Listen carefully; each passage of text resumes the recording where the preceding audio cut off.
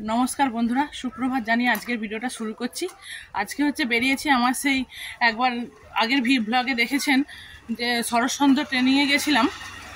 সরসন্দ্র ট্রেনিংয়ের সেই কাজটা আজকে থেকে শুরু হবে। ওটা হচ্ছে ম্যালেরিয়া ট্রেনিংটা ছিল, সেই কাজের জন্য আজকে প্রথম দিন আমাদেরকে গুজারপুর যেতে হচ্ছে হসপিটালে, ওখান থেকে স্টার্ট হবে। আর বাড়িতে কেউ নেই বলেই তাই ছেলেটাকেও নিয়ে বেরিয়েছি। ওখানে আমার দিদির বাড়ি আছে, ওকে রেখে কাজটা করব।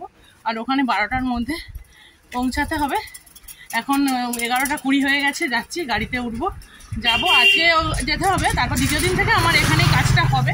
ওটা হচ্ছে ম্যালেরিয়ার কাজটা হবে। ম্যালেরিয়ার জন্য ইনডোর স্প্রে হবে, মানে ঘরের ভেতরে রুমের মধ্যে স্প্রে হবে। আজকে থেকে স্টার্ট হবে, দেখি প্রথম দিন যাচ্ছি কেমন হয়। আজকে থেকেই যাচ্ছি, প্রথম ফার্স্ট দিন, কেননা কেমন কাজটা হবে বুঝে নিতে হবে। ওখানে স্যারেরাও থাকবে, সবাই একসাথে কাজটা হবে। দেখি, গরমটাও পড়ে গেছে প্রচুর, যাচ্ছি গরমে রোদে রোদে হাঁপিয়ে যাচ্ছি। সাইকেলটা নিইনি, কখন আসবো তার ঠিক নেই। ছেলের আবার টিউশন আছে আজকে 3টে থেকে। দেখি জামাইবু যদি দিয়ে যায় ভালোই হবে, টিউশনে যাবে। আগের দিন ট্রেনিংয়ে 12 জন গিয়েছিলাম, আজকে একজন অ্যাবসেন্ট আছে, 11 জন আছি, যাচ্ছি। আর 2 জন দিদি একটু দূরে আছে, ওরা বাসে করে আসছে। ও অনেকটা চলে এসেছে, আমি দাঁড়াতে বললাম, ওই বাসটা অলরেডি ধরে ফেলবো মনে হচ্ছে। যাচ্ছি, দেখি শ্যামপুরে ধরে ফেলবো বাসটা হলে তাড়াতাড়ি পৌঁছে যাব। 12টার মধ্যে পৌঁছাতে বলেছে স্যারেরা, 12টায় আসবে। দেখি, বাসে করে যাবো ভাবলাম, বাসে করে যাওয়া যাবে না। ছেলেটা মনে করিয়ে দিল বাসে করে গেলে হবে না, কেন বাসের রাস্তার ধারে দিদির বাড়ি নয়। আমাকে আগে একটু নেমে পড়তে হবে, তারপর ও যাবে। দিদির বাড়ির সামনে দিয়ে অটো যায়, অটোতে করেই আমাকে যেতে হবে। কিছু করার নেই, ছেলেটাকে দিদির গেটের সামনে নেমে পড়বে, আমি তার আগে একটু নামবো, ওই জন্য অটোতে করে ধরতে হবে। যাচ্ছি, হ্যাঁ, ছেলেটা মনে করে দিল, নাহলে আমি ছুটে ছুটে বাসই ধরে ফেলতাম। এসে গেছি স্ট্যান্ডে, এবার অটো ধরবো।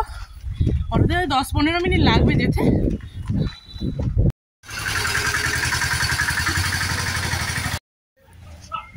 আমি এই যে নেমে পড়লাম, ছেলেটা চলে যাচ্ছে। এই যে হসপিটালে চলে এসে আমি রেডি হয়ে গেছি, আমার সঙ্গে সবাই রেডি হয়ে গেছে। আমাদের কাজের ডিউটির জন্য ড্রেস পরে একদম সবাই রেডি, আমরা 12 জন রেডি আছি। আর এখানে স্যারেরাও সব মেশিনপত্র ঠিক করে দিচ্ছে।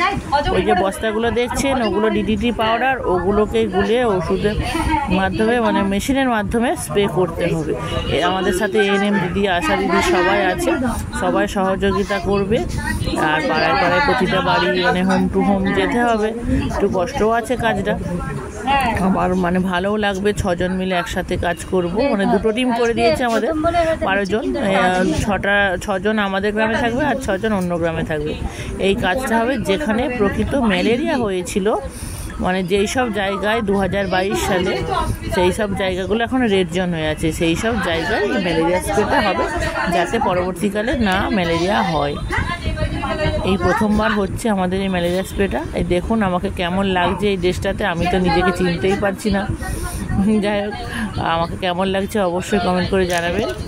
আর আমাদের এইটা কাজের ড্রেস। এই যে বাড়িতে চলে এসেছি আমরা সবাই মিলে রেডি সেডি হয়ে, এই যে স্প্রে করব, কিভাবে করা হবে দেখুন। গোটা দেয়ালে আমাদের স্প্রেটা হবে।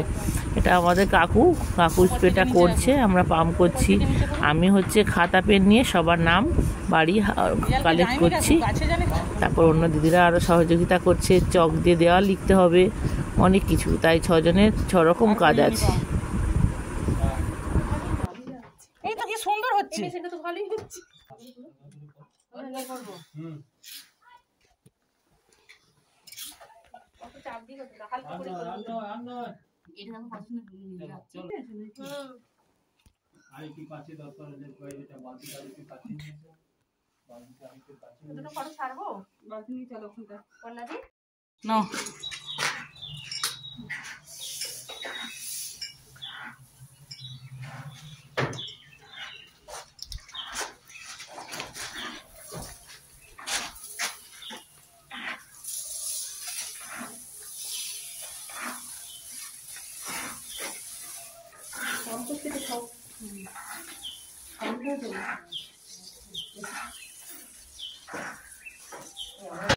এইমাত্র আমাদের ফিল্ডে কাজটা শেষ হলো। এই যে সব ড্রেস ফ্রেস খুলে আমরা রেডি হয়ে গেছি, হাত পা ধুয়ে এবার বাড়ি যাব।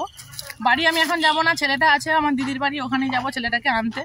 খুব কষ্ট, পাড়ায় ঘুরে ঘুরে কাজ আছে। ফার্স্ট দিন কাজ করলাম, অনেক লোক মিলে করলাম। কালকে আবার 2টো টিম হয়ে যাব আমরা অন্য জায়গায়, মানে আমার এলাকায় একটা টিম আর এখানে একটা টিম। আমার এলাকায় আর এখানে আসতে হবে না, বাইরেই কাজ করব, মানে আমার বাড়ির সামনেই শ্যামপুরে এবার কাজ করব আমরা। এখন আমি দিদির বাড়ি যাই, ছেলেটা ওখানে আছে, যাই ওকে নিয়ে বাড়ি ফিরবো, মানে ওদের বাড়ি একটু খাওয়া দাওয়া করবো, তারপর বাড়ি যাবো। এই যে এখন আমি দিদির বাড়ি থেকে বাড়ি আসছি, ওখানে স্নান টান করে ফ্রেশ হয়ে খাওয়া দাওয়া করে একটু রেস্ট নিলাম, গল্প গুজব করলাম, সন্ধে হতে বাড়ি আসছি। ছেলেটাকেও নিয়ে গিয়ে এই যে পড়াশুনো করাতে হবে।